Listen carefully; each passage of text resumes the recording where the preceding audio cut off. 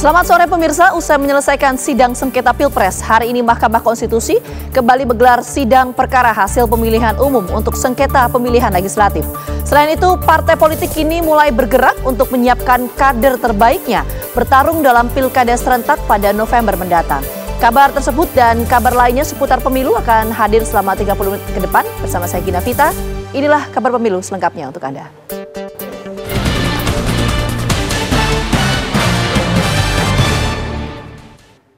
Pemirsa, Pengurus Besar Nahdlatul Ulama menggelar halal bihalal di halaman kantor PBNU di Jakarta Pusat.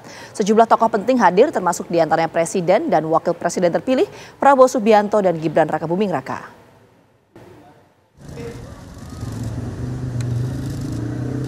Presiden dan Wakil Presiden terpilih Prabowo Subianto dan Gibran Rakabuming Raka beserta sejumlah tokoh nasional hadir dalam halal bihalal Pengurus Besar Nahdlatul Ulama di halaman kantor PBNU di kawasan Keramat, Jakarta Pusat. Ketua Umum PBNU Yahya Khalil Stakuf menegaskan bahwa NU siap mendukung pemerintahan baru di bawah kepemimpinan Prabowo Gibran demi kemaslahatan bangsa. Mengiringi rasa syukur kita kehadirat Allah Subhanahu wa Ta'ala pada kesempatan ini, saya atas nama semua teman-teman jajaran pengurus dan aktivis Nahdlatul Ulama juga ingin mengucapkan selamat kepada Pak Prabowo Subianto dan Mas Gibran Rakabuming Raka. Semoga Allah Subhanahu wa Ta'ala senantiasa menaungi beliau berdua dengan perlindungan, bimbingan, kekuatan dan pertolongan untuk kejayaan, kemajuan, kemaslahatan seluruh bangsa dan negara yang kita cintai ini, insya Allah. Dalam pidatonya, Prabowo menceritakan kedekatannya dengan Kiai dan keluarga besar NU yang sudah terjalin sejak dirinya menjadi prajurit TNI. Prabowo juga mengucapkan terima kasih terhadap keluarga besar NU yang akan mengawal dan mendukung pemerintahannya kelak.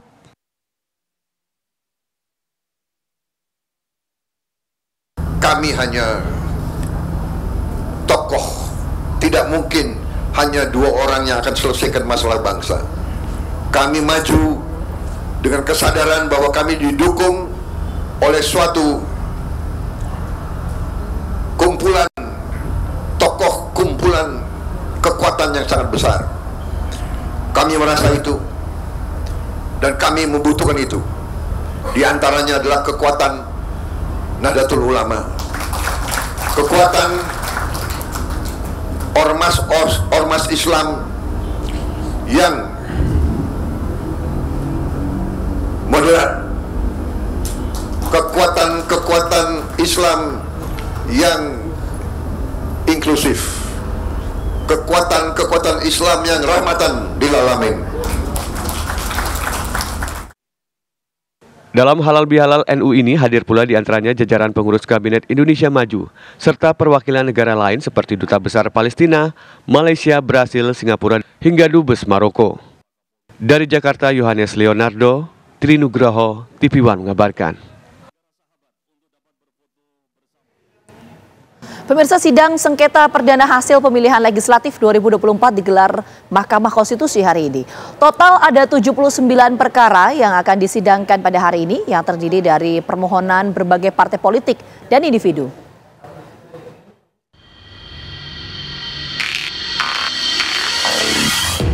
Setelah menyelesaikan sidang PHPU Pilpres, hari ini Mahkamah Konstitusi menggelar sidang perdana sengketa hasil pemilihan legislatif.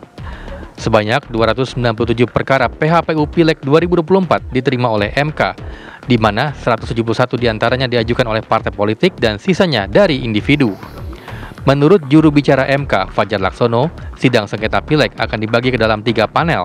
Untuk agenda hari ini adalah sidang pendahuluan dengan mendengarkan pokok-pokok permohonan termohon. Nantinya semua pihak baik pemohon, termohon, KPU dan Bawaslu mendapat kesempatan untuk menyampaikan keterangan sebelum sidang pembuktian. Dalam sidang kali ini, Hakim MK Anwar Usman tidak bisa ikut mengadili perkara sengketa Pileg yang berpotensi mengandung konflik kepentingan dengan dirinya. Untuk itu, MK telah mengatur jadwal agar Anwar Usman tidak terlibat dengan sidang sengketa yang berhubungan dengan Partai Solidaritas Indonesia. Yang pasti untuk Hakim Konstitusi Anwar Usman itu sesuai putusan MK kan tidak boleh ikut mengadili perkara perselisihan hasil pileg yang potensial mengandung konflik kepentingan dengan beliau. Dalam konteks ini pemohon yang itu adalah PSI, gitu kan, konflik kepentingannya di situ. Dan kita dalam manajemen distribusi perkara kemarin sudah menghindarkan Hakim Konstitusi Anwar Usman untuk tidak memeriksa pemohon yang itu adalah PSI. Sidang sengketa Pileg akan dilaksanakan sejak hari ini dan putusan akan dibacakan pada tanggal 10 Juni mendatang. Dari Jakarta, Zinka Naila, Yohanes Billy, TV One mengabarkan. Dan untuk mengetahui bagaimana jalannya hari pertama sidang sengketa pemilihan legislatif di Mahkamah Konstitusi, kita langsung bergabung dengan reporter TV One ada Kristanti Yosefa. Kristanti, untuk agenda sidang hari ini apa saja dan poin-poin yang mengemuka di persidangan apa saja yang menarik? Baik Gina Vita dan juga pemirsa, benar sekali bahwa pada hari ini Mahkamah Konstitusi melakukan sidang perdana perselisihan hasil pemilihan umum atau PHPU, terutama terkait dengan pemilihan legislatif tahun 2024. Sidang telah berlangsung sejak pukul 8 pagi tadi sampai saat ini masih juga tengah berlangsung, pemirsa, yang mana ini berlangsung secara paralel.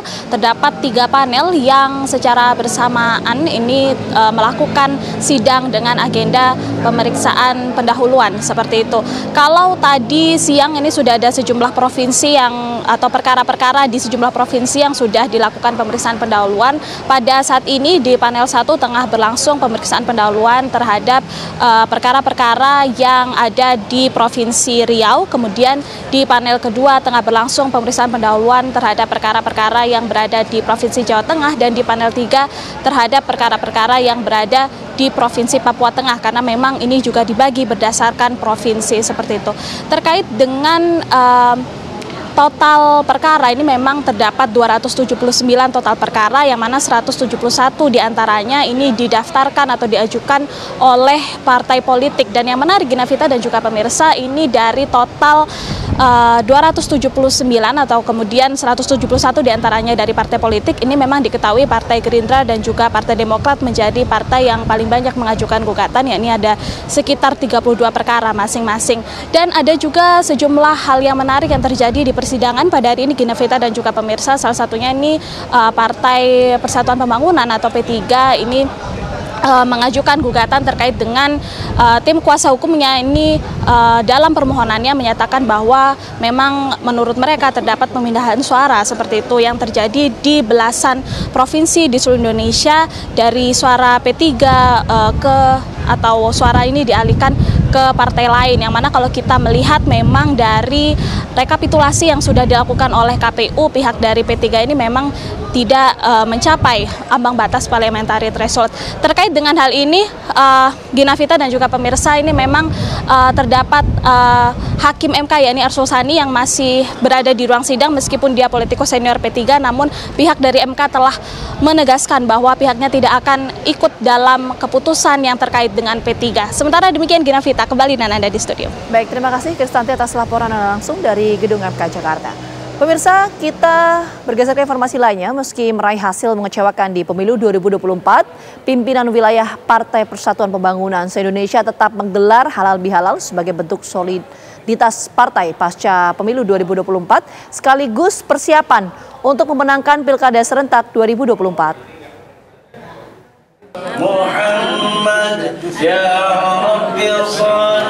Bertempat di Surabaya, Jawa Timur, pimpinan wilayah Partai Persatuan Pembangunan se-Indonesia menggelar acara halal bihalal Idul Fitri. Acara turut dihadiri oleh PLT Ketua Umum P3 Muhammad Mardiono.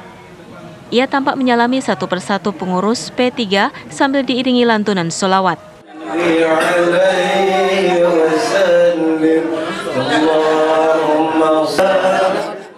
Selain halal bihalal, kegiatan tersebut sekaligus untuk evaluasi partai berlambang Ka'bah itu pasca gagal lolos ke Senayan di pemilu tahun 2024 ini. Seluruh pengurus DPW P3 se-Indonesia sepakat tidak mau larut dalam kegagalan di Pileg dan siap mengalihkan fokus untuk Pilkada tahun ini. Apapun hasil yang kita raih sekarang ini adalah hasil maksimal kita.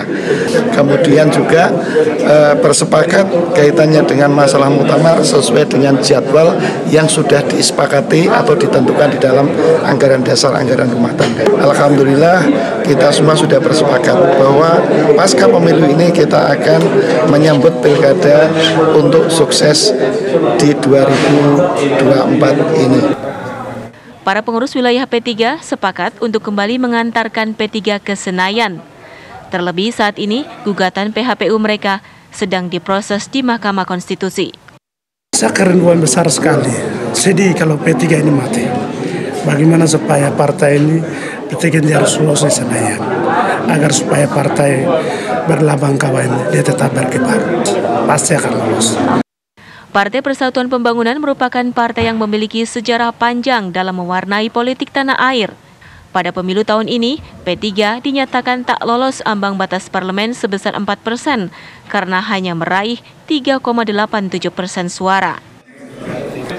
Dari Surabaya, Jawa Timur, Samsul Huda, TV One mengabarkan.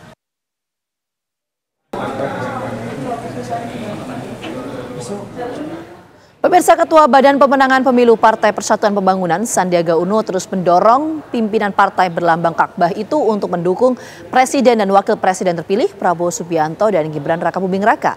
Menurut Sandi, Prabowo telah membuka peluang kepada semua pihak untuk membangun bersama.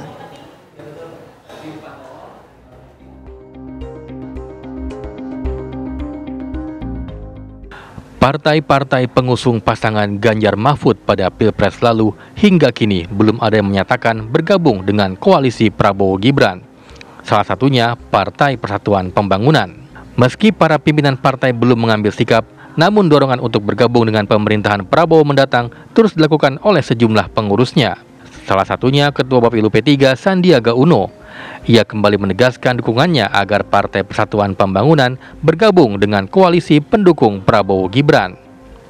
Menurut Sandi, hal itu merupakan sebuah kehormatan bagi P3 untuk membangun bangsa ke depan, apalagi Prabowo telah membuka tangan kepada partai yang mau bergabung. Ini sebuah ajakan yang menurut saya luar biasa dari seorang pemimpin yang ingin merangkul semua pihak untuk sama-sama membangun bangsa. Dan P3 tentunya sangat terhormat diajak membangun bangsa oleh Bapak Prabowo. Keputusan pimpinan tentunya nanti akan disampaikan langsung oleh pimpinan, tapi saya sudah menyampaikan pandangan saya dan dorongan saya agar P3 menjadi bagian daripada pembangunan bangsa. Sementara itu, P3 sendiri juga telah mengucapkan selamat kepada pasangan Prabowo Gibran pasca penetapan pemenang Pilpres oleh KPU.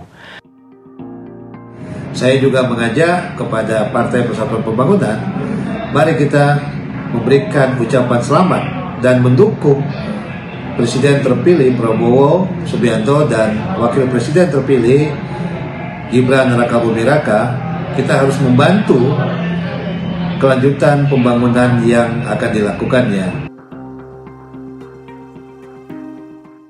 P3 sendiri belum memutuskan sikap akan berkoalisi atau beroposisi karena masih menunggu hasil Mukernas atau Rapimnas sesuai mekanisme partai. Dari Denpasar, Bali, Aris Wiyanto, TV One mengabarkan.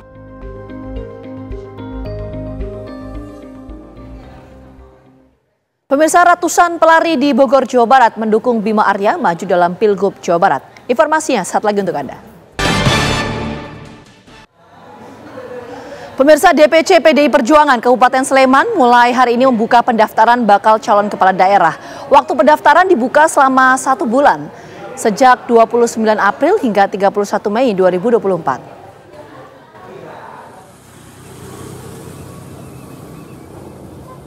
Dewan Pimpinan Cabang DPC PDI Perjuangan Kabupaten Sleman, Yogyakarta mulai hari ini resmi membuka pendaftaran bakal calon bupati dan bakal wakil bupati Sleman. Pendaftaran dibuka secara gratis untuk kader internal maupun eksternal hingga 31 Mei 2024 mendatang. Kandidat yang dicari adalah calon pemimpin yang memiliki ide dan tidak mengesampingkan ideologi Pancasila serta Undang-Undang Dasar 1945. Memegang rekomendasi. DPC PDI Perjuangan Kabupaten Sleman menyampaikan secara menerima permohonan pendaftaran bagi para kader potensial PDI Perjuangan dan juga kepada tokoh-tokoh dari eksternal untuk bersinergi membangun Kabupaten Sleman. Dalam hal ini pendaftaran kami lakukan secara gratis dan kami buka dari hari Senin besok sampai tanggal 31 Mei 2024 di kantor DPC Partai.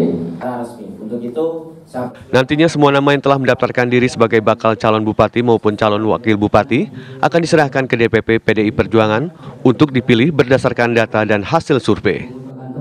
Dari Sleman, Yogyakarta, Andri Prasetyo, TV One mengabarkan. Dengan partai merupakan perjuangan dari kader simpatisan partai. Kita ke informasi lainnya, pemirsa. Jelang Pilkada Jawa Barat yang akan digelar November 2024 mendatang, 100 pelari asal Jawa Barat berkumpul di kawasan Tugu Kujang, Kota Bogor, Jawa Barat. Ratusan pelari ini mendatangi rumah mantan Wali Kota Bogor, Bima Arya, untuk menyampaikan permintaan agar Bima bersedia menjadi Gubernur Jawa Barat periode 2024 hingga 2029. Ratusan pelari se-Jawa Barat berkumpul di kawasan Tugu Kujang, Kota Bogor untuk mendukung Bima Arya maju sebagai bakal calon gubernur Jawa Barat. Mereka berlari puluhan kilometer dari berbagai daerah seperti Bandung, Sukabumi, Cianjur, Depok, dan Bekasi, serta tentunya dari Kabupaten Bogor dan Kota Bogor untuk menyampaikan aspirasinya. Setelah membubuhkan tanda tangan sebagai bentuk dukungan, rombongan pelari ini kemudian menyambangi kediaman Bima Arya yang baru saja mengakhiri jabatannya sebagai Wali Kota Bogor selama 2 periode. Ketum kan sudah sampaikan secara terbuka gitu ya, dan buat saya itu semacam tantangan dari ketum. Jadi ketum memerintahkan, tapi juga masih ada nama lain gitu. Ya bagi saya itu satu signal atau tanda-tanda bahwa ketum ingin menguji kadernya gitu. Ya buat saya di fase ini ya, ini fase belanja masalah dan menyerap harapan gitu ya. Sejauh mana kemudian kita bisa mengukur, bisa memperjuangkan kepentingan mereka dan apa saja yang akan kita perjuangkan. Bima Arya merupakan salah satu kader Partai Amanat Nasional yang telah ditunjuk ikut bertarung pada Pilkada Jawa Barat pada November mendatang. Selama menjabat sebagai wali kota, Bima Arya berhasil membangun Kota Bogor selama 10 tahun dengan meraih ratusan penghargaan termasuk Piala Bergengsi Lingkungan Hidup Kalpataru sebagai kota terbersih. Dari Bogor, Jawa Barat, Usep Saripudin, TV One mengabarkan. Kumpul sini dulu ya Kang.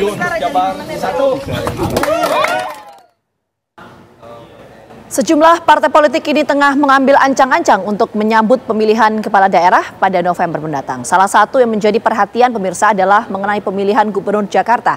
Siapa saja nama-nama yang mencuat dicalonkan menjadi Gubernur Jakarta?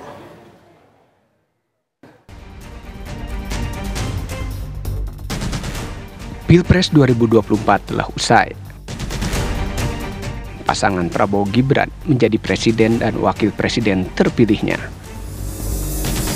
Kini rakyat bersiap menyambut pesta demokrasi pemilihan kepala daerah pada November mendatang.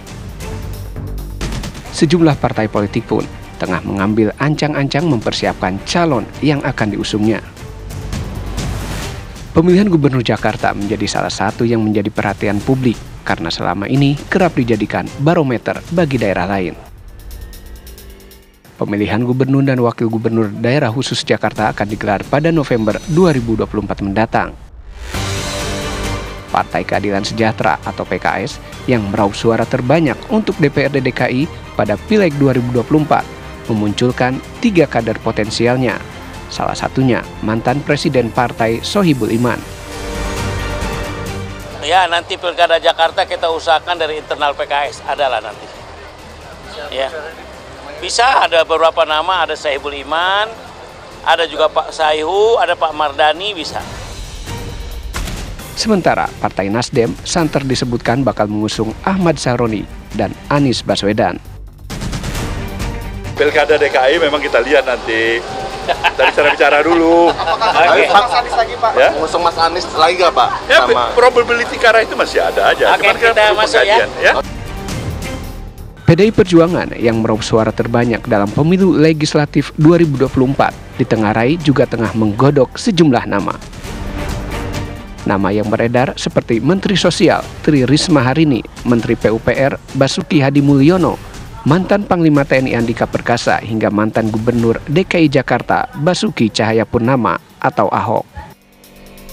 Di kubu Golkar ada nama Erwin Aksa, Ahmed Zaki hingga Ridwan Kamil.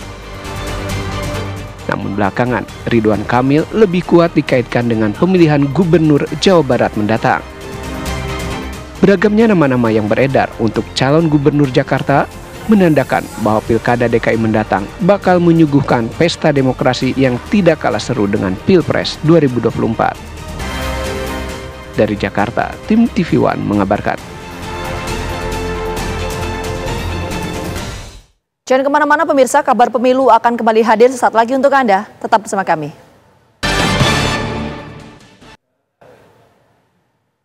Pemirsa, Partai Kebangkitan Bangsa dan Partai Persatuan Pembangunan sore hari ini direncanakan mengadakan pertemuan. Apa saja yang akan dibicarakan dalam pertemuan kedua partai tersebut? Sudah ada rekan Adi Mulya yang akan mengabarkan langsung dari kantor DPP PKB. Adi, apa saja yang menjadi agenda pertemuan antara PKB dan juga P3 pada sore hari ini?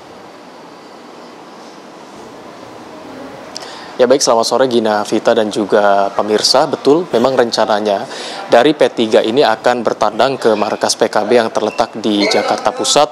Dan untuk jadwalnya ini diperkirakan akan diadakan sekitar pukul 4 sore. Mengenai memang materi-materi yang akan dibicarakan atau apa saja yang nanti akan didiskusikan dalam pertemuan ini, kemarin telah disampaikan oleh Ahmad Bahidowi dari P3 jika memang untuk saat ini kemungkinan komunikasi politik yang akan dilaksanakan ini mengenai pilkada yang akan dilaksanakan pada November mendatang.